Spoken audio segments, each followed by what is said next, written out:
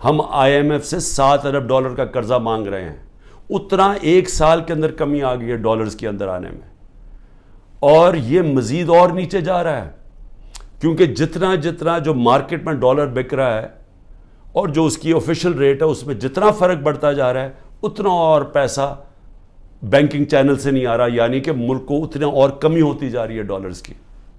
اور جس طرح ہماری انڈسٹری بند ہوتی جا رہی ہے, ڈی انڈسٹریلائز ہو رہا ہے, آگے بے روزگاری بھی بڑھتی جا رہی ہے, اور ہمارا ٹیکس بھی کم ہوتا جا رہا ہے, اور آگے جا کے جو ہمارا ایکسپورٹس جو ڈالرز آنے ہیں وہ مزید اور کم ہوتے جا رہے ہیں. تو ملک میں امید کیوں جا رہی ہے لوگوں کی؟ کیونکہ ان کے پاس اب کوئی راستہ ہی نہیں ہے اس کو چینج کرنے کا. جو کوئی بھی روڈ میپ ہوتا ہے کہ ہاں یہ کرائسس آ گیا, ایسے نکلنا کیسے ہے, سامنے تو ان کے پاس کوئی روڈ میپ ہی نہیں ہے. اوپر سے آئی ایم ایف کے ساتھ سمجھوتا نہیں ہوا. اب یہ بھی سمجھ لیں کہ آئی ایم ایف کے ساتھ سمجھوتے کا کیا مطلب ہے کہ آئی ایم ایف کہ اب ہمارے پاس ہم نے آگے ادائی کرنی ہے ہماری جو قرضوں کے اوپر قسطیں ہیں ڈالرز کی, اب وہ ہمارے پاس ہے ہی نہیں, اور اگر ہم نے ڈالرز نہ دیے تو ڈیفالٹ کر جائے گا. ڈیفالٹ کر گیا تو بھی پاکستان کی تاریخ میں 38% مہنگائی ہے, تاریخ میں سب سے زیادہ.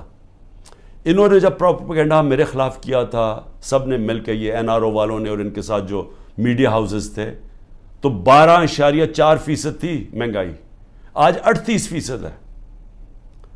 تو مہنگائی بھی بڑھ گئی ہے, بے روزگاری بھی بڑھ رہی ہے, ساتھ ساتھ امید بھی ختم ہو گئی ہے. یہاں سے لوگ باہر جا رہے ہیں, پروفیشنلز باہر جا رہے ہیں.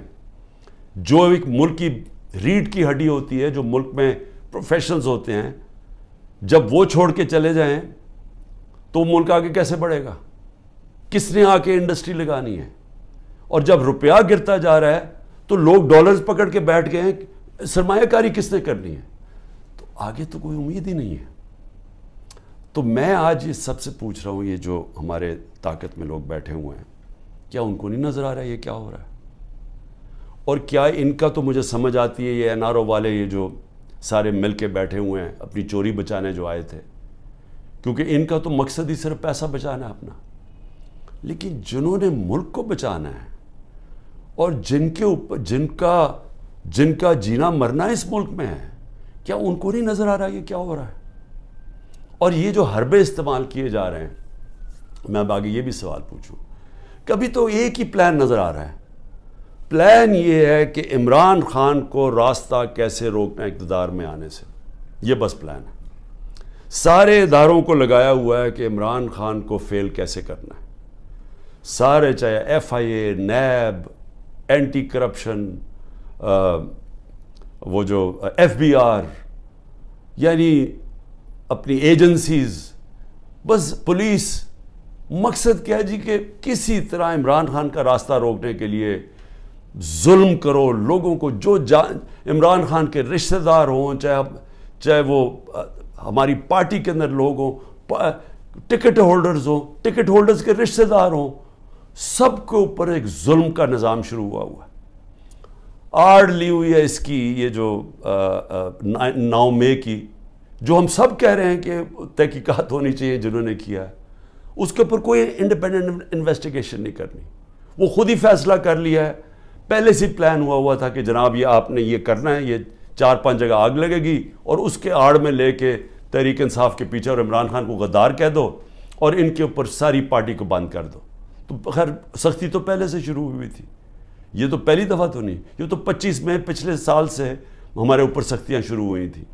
لیکن ایک اور لیول کی سختی شروع ہو گئی ہے, لوگوں کے گھروں میں گھستے ہیں, یعنی چلیں گھر توڑ دیا, چلیں لوگوں کو جیلوں میں ڈال دیا, چلیں یہ بھی ٹھیک, لیکن گھر کی عورتوں سے جو ہو رہا ہے, مجھے ابھی تک بچوں سے جو ہو رہا ہے, میں تو ابھی تک یہ میرے ذہن میں یہ پوری طرح چیز اس کی کوئی مجھے سمجھ ہی نہیں آ رہی. میں اس کو سمجھنے کی کوشش کر رہا ہوں کہ یہ کون سا ذہن ہے جو یہ کر رہا ہے کہ لوگوں کے بچوں کے اوپر, اسکول کے بچوں کے اوپر ان کی دھمکیاں دیتے ہیں, عورتوں کے اوپر.